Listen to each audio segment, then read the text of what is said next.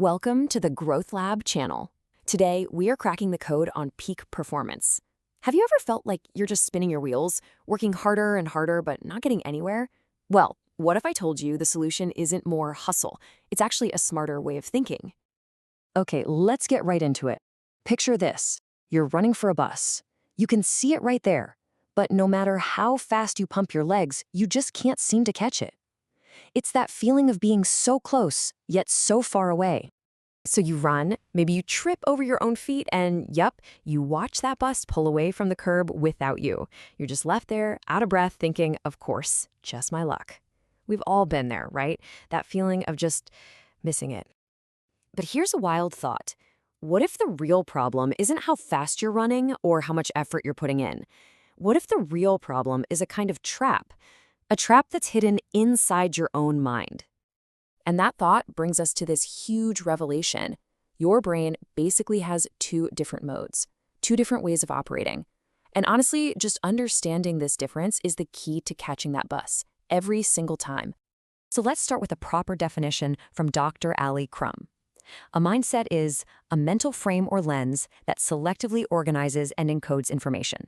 Okay, in plain English, it's the story your brain tells itself about everything.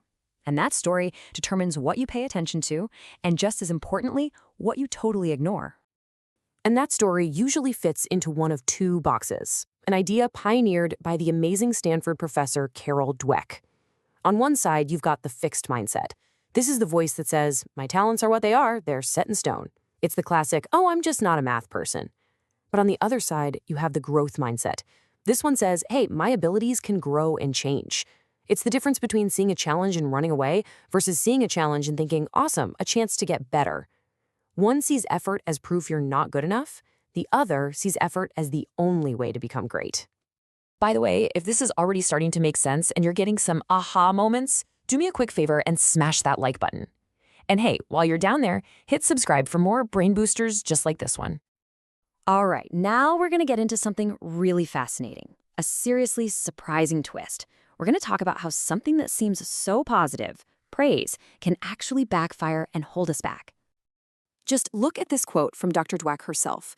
Praise for intelligence can undermine children's motivation and performance. I mean, get out of here, right? That sounds completely backward.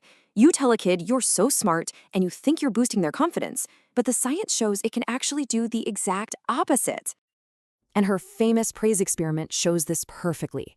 Check out these results. Kids who were praised for their effort, the ones who were told, wow, you tried so hard, their performance on the next tough puzzle jumped by 30%. But the kids who were told, you're so smart, their performance actually dropped by 25%. It's not even close. The lesson is crystal clear. Praise the process, not the person. So, what is going on here? Well, when you praise someone's innate talent or intelligence, you're tying their identity to their performance. The thinking becomes, if I succeed, it means I'm smart. But the dangerous flip side is, if I fail, it must mean I'm dumb. It makes people brittle, terrified of any challenge where they might not look smart anymore. Okay, so that's the theory. Let's get practical. Let's move from the what to the how. It's time to roll up our sleeves because this is your official growth mindset action plan. Here are 4 super simple but super powerful steps. Number 1, praise the process. Focus on the verbs, not the labels. Say you worked so hard, not you're a winner. 2, this one is my favorite. Just add the word yet. I can't do it feels like a final judgment, but I can't do it yet? That's a promise to yourself. 3, learn to embrace discomfort. That feeling of struggle, that stress, that's not a stop sign. That's the feeling of your brain literally building new connections. It's growth in action. And number 4, seek help. The best of the best, the top performers, they actively look for people to point out their mistakes because they know it's the fastest way to get better. And if you want to make this a daily practice, you can literally use mantras to retrain your brain. Things like, I focus on what I can change, or I determine my own success. My personal favorite is, I am grateful for the changes in my life. Look, these aren't just cheesy feel-good phrases. They are tools you can use to consciously rewire your entire perspective. So I'm curious, which one of these mantras jumps out at you? Which one are you going to try out? Drop it in the comments below. I'd seriously love to see which ones resonate with all of you. All right, let's bring this all home.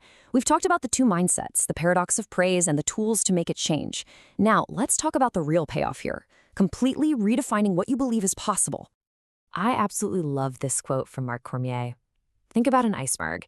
He says, the performance is but a glimpse. Without what's happening beneath the surface, the tip sinks. That success you see, that moment of victory, that's just the tiny tip of the iceberg. It's the massive invisible foundation of effort, struggle, and learning that's holding the whole thing up. So in the end, success isn't really about being the first one to finish the house. It's about building a house of brick that can withstand anything. It's about the value you put into every single brick along the way. So the only question left is, what are you going to build with your next one?